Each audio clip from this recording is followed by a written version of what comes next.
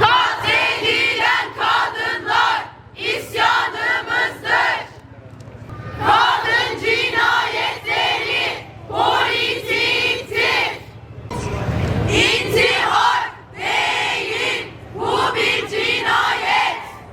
İntihar değil, bu bir cinayet. Kadın cinayetleri politiktir. İntihar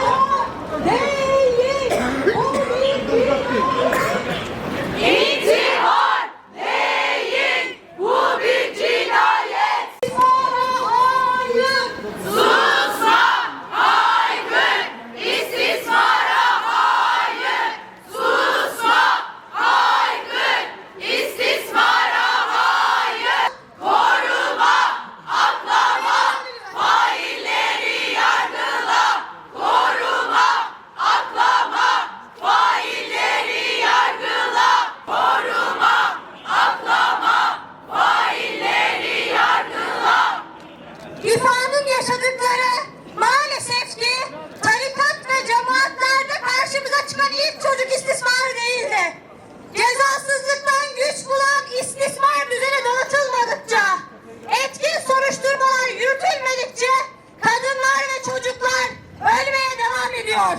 Buradan söz veriyoruz. Çocuk istismarını atlatmamak için yetkililerin görevlerini yerine getirmedikleri her şeyi söylemeye devam edeceğiz. Hiçbir kadını ve çocuğu yalnız bırakmayacağız. Aynı karanlığın yarattığı şiddet sarmanı tarafından göz göre göre öldürüldü. Aylardır ölmek istemiyorum, çocuğumu koruyun diye feryat eden, Anadolu Adliyesi önünde nöbet tutan, kapı kapı adalet arayan bir kadının ve küçücük bir çocuğun cansız bedenleri tam burada Zeytinburnu sahiliğinde bulundu. Bu ölüm şüpheli bir vaka değil, failleri koruyan, tarikatları kollayan, kadınları ve çocukları şiddet sarmalına mahkum eden bu düzenin adım adım ördüğü bir cinayettir.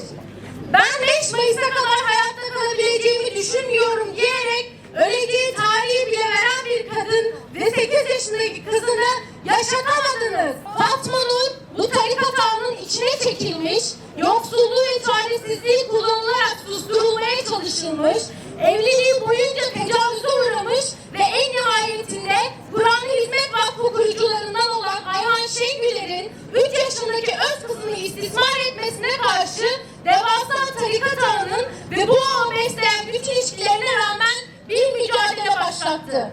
Fatma Nur tecavüze uğradıktan sonra zorla evlendirildiği erkek tarafından istismara uğrayan çocuğunun yaşadıklarını kanıtlamak için raporlarla kapımıza gelmişti. Yüzlerce tehdit aldığını, bir suç şebekesine dönüşmüş tarikat yapısı tarafından kuşatıldığını anlattı. Adliye önünde tuttuğu nöbette şöyle demişti: elimizde çocuğun istismarına ilişkin birçok rapor mevcut. Türk devletine soruyorum, bu faili kim koruyor? Neden hala dışarıda? Biz öldükten sonra adaletin sağlanmasını istemiyorum. Çünkü ben 5 Mayıs'a kadar hayatta kalabileceğimi düşünmüyorum. Başıma bir şey gelirse bu karanlık yapı ve beni koruyamayanlar, sesimi duyup da susan herkes sorumludur. Üzerinin intihar süsüyle örtülmesini, bunun peşine düşülmesini istiyorum. Tehdit altındayken faili koruyan o nüfuslu eller kimin ellerinde? Bakanlık neden izledi? Aile ve Sosyal Hizmetler Bakanlığı kadınların ve çocukların yanındayız derken Fatma Nur adliye önünde beni korumayanlar sorumludur diye bağırırken neredeydi? Neden davaya müdahil olup Fatma Nur ve kızının güvenliğini sağlamadınız? Bu süreç boyunca Fatma Nur istikrarlı bir sağlık hizmeti, güvenli bir yaşam ve iş imkanıyla çocuğunun eşit eğitim görmesini talep etmişti. Bu taleplerin sağlanması için neden tek bir mekanizma işletmediniz? Kimi koruyorsunuz? Siyasal iktidar, toplumsal